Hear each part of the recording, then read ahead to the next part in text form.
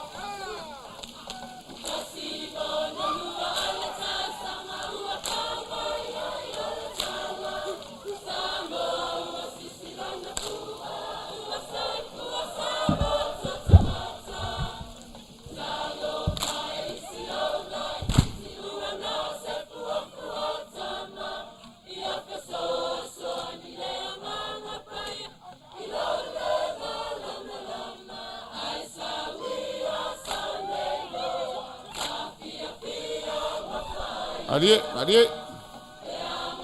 Ai fa fia.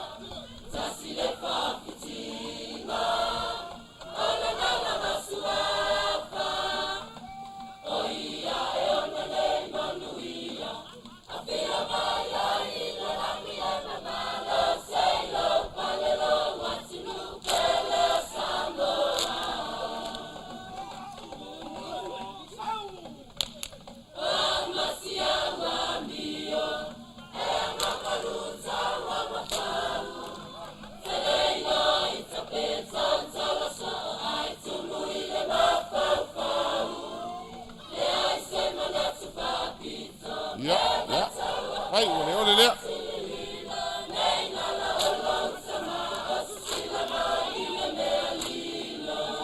Arie.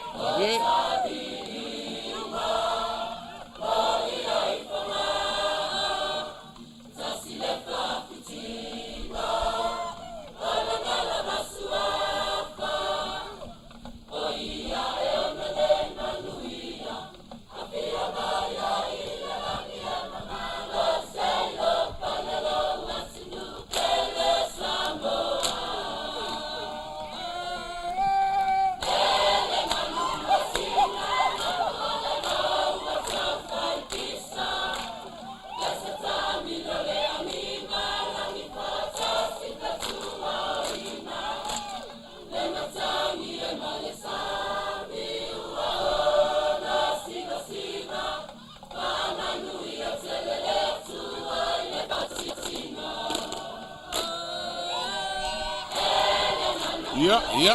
Lalo. Atamai. Ai, ole lea.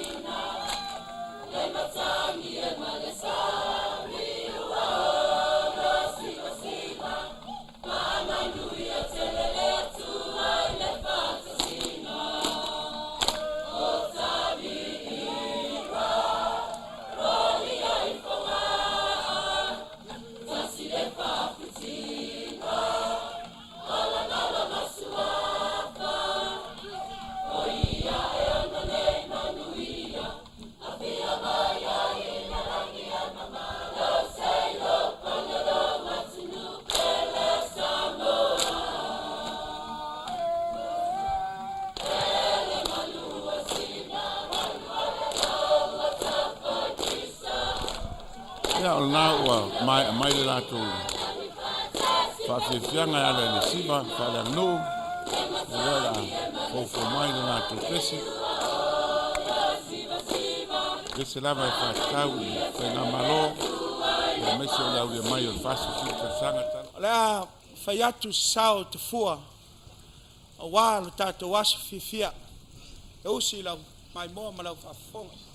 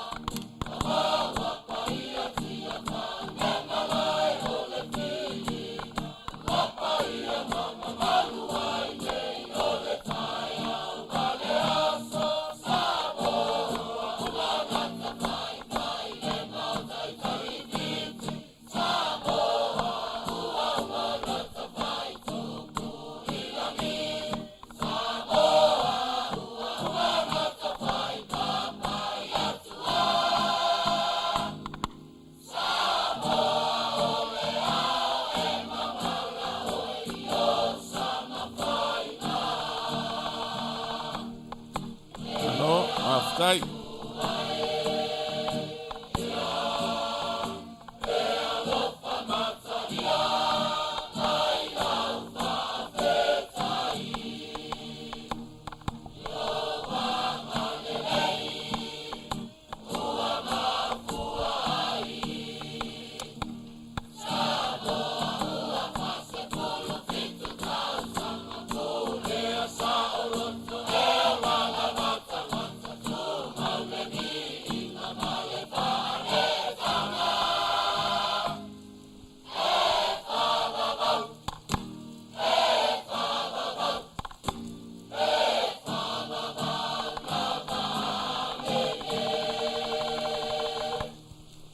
Alo, tai fonfonga, tai fafifia. Oh, tai au sifa, usi whafonga.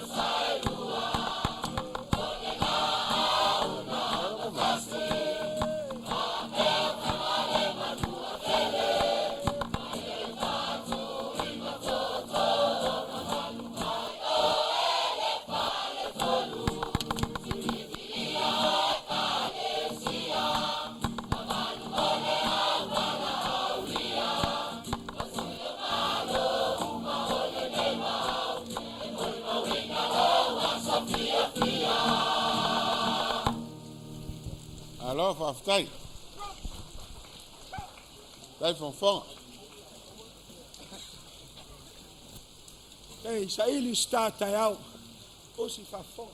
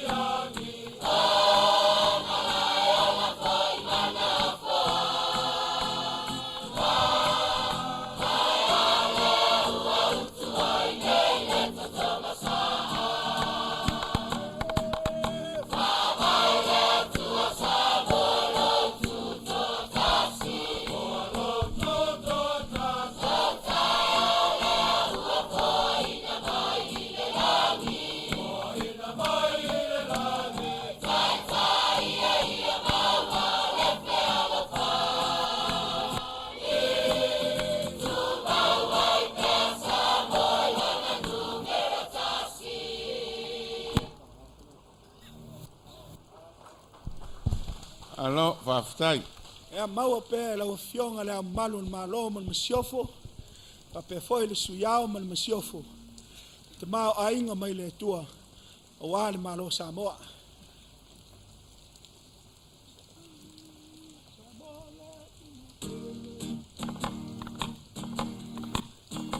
Le tau silingia. Le pa ia o ta i mai la aso o mawai. Sa mata ina le whamoi moi. Ma foi on tato manu malo ai ai. O si fa fo.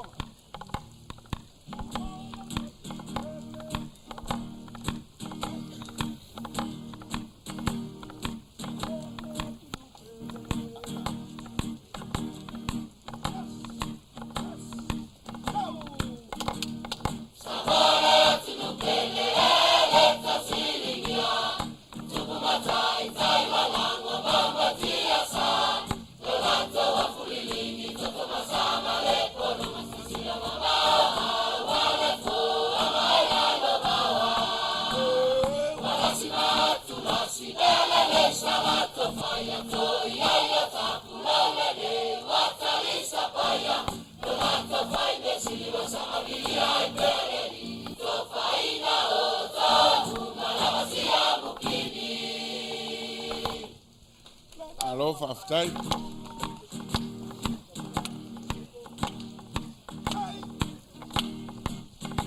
O tala e numa.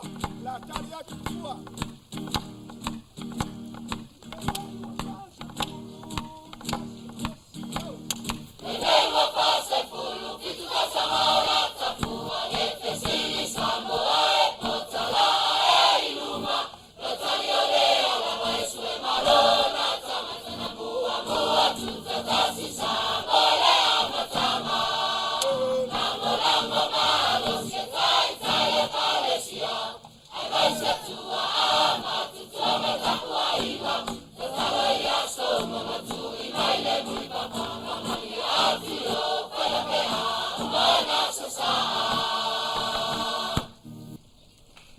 Alo. Tai whonwhonga.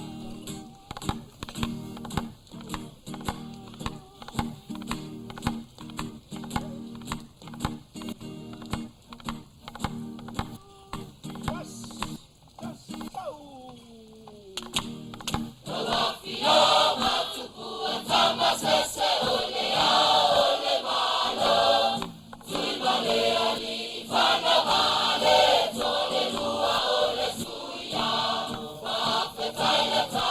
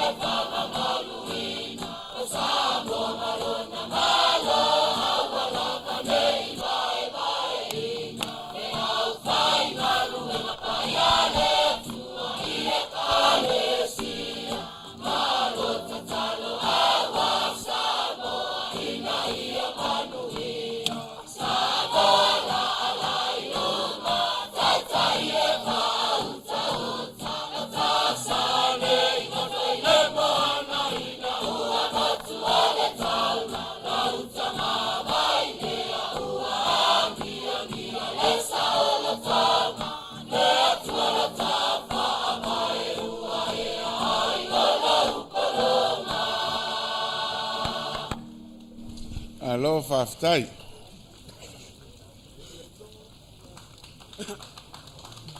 E se fai ngā le tua e lo tau soi fua mo tātou ola. E le tofu au ngā uma la au le vau. Ia usi whafonga.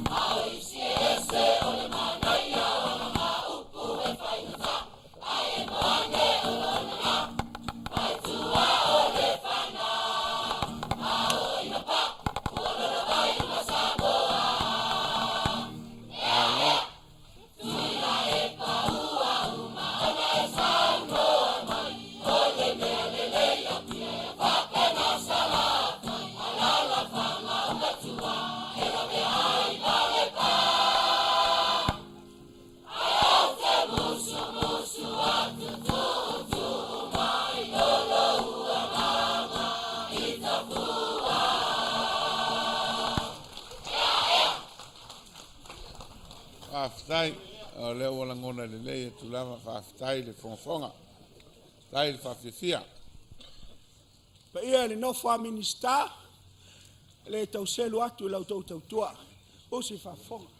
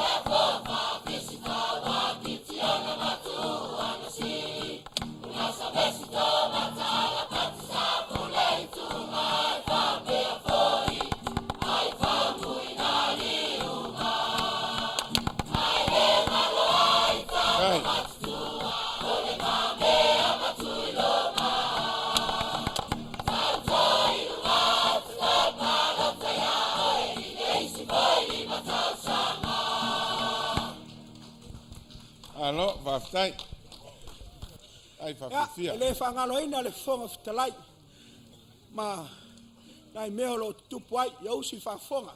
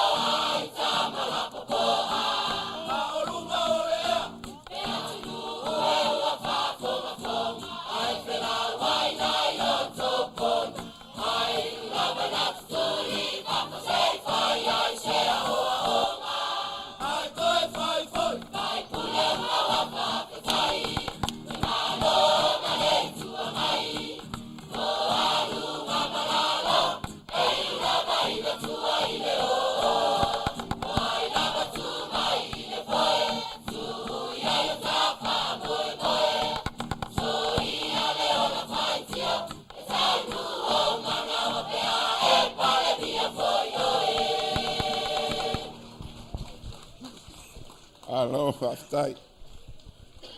Tai Lai pa. whawhisia. Ana e fefe o oti Samoa. Usi whafonga.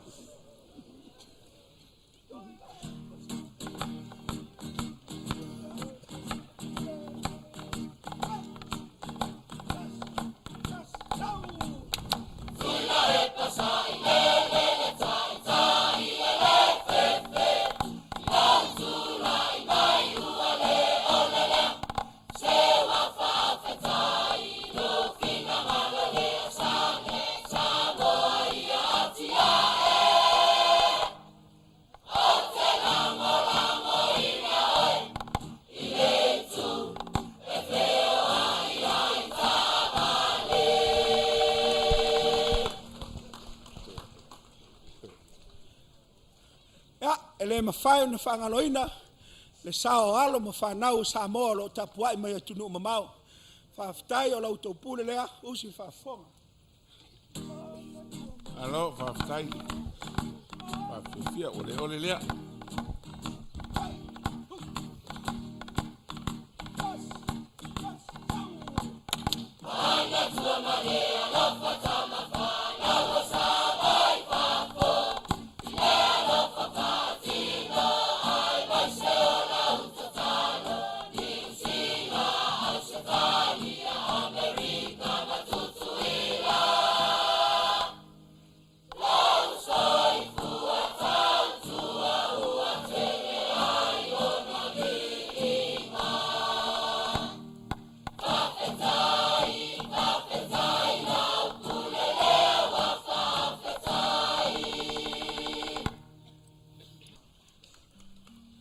Malo, au e te whai tio pe a uofo langa i mau te fua i sa vai. Au si lau whawhonga.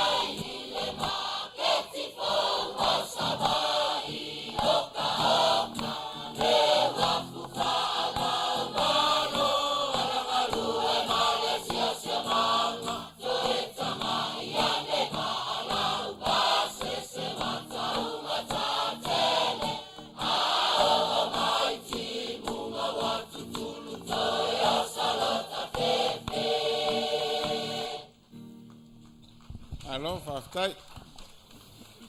Ai whaftai. Tele bea vi o le tua ni aso. Ai whawhitai atu mo me uma. Ai mai se wala awina o te fua.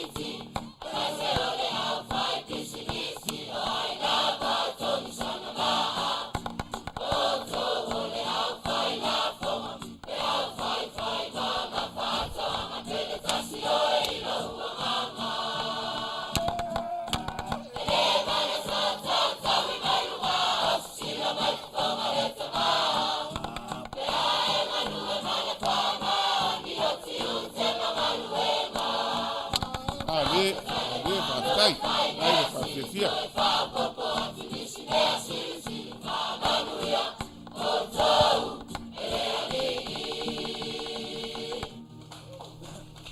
Alo. Oa, fia o mi al mata pesi. A wa lo fatu. Wa mata foi na vela de fala. Ia maua pesi vi inga o le tua. Fast food fitu tau sanga. Manui al no fo inga la ufionga i le am balu al malo Samoa. Mai se el kapineta mal palmene mal ufionga al palmia. A pe foi Samoa poto mal pa ia la ufinga luenga.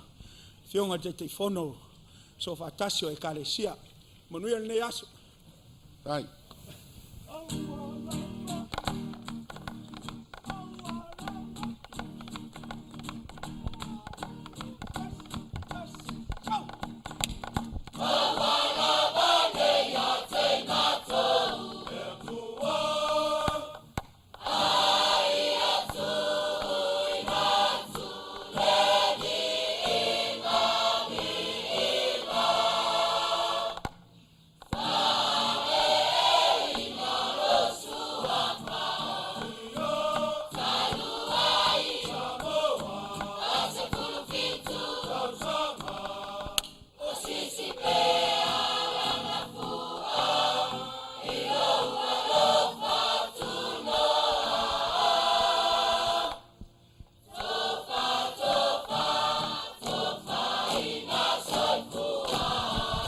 Ia se pati mai, malo tato tunu, na tato whamai, ia fionga, tau whaasina malala mtuatala, me se koe la te ua ia ulu me mauta ma malu toi lolo.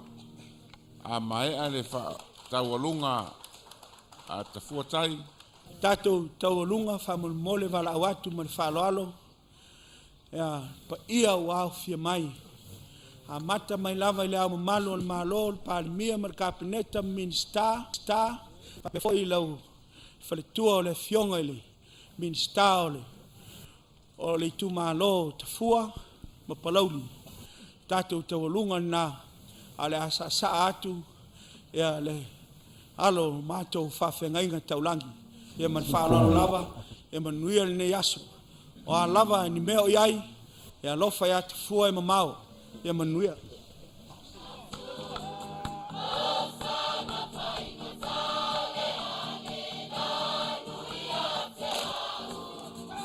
Hello.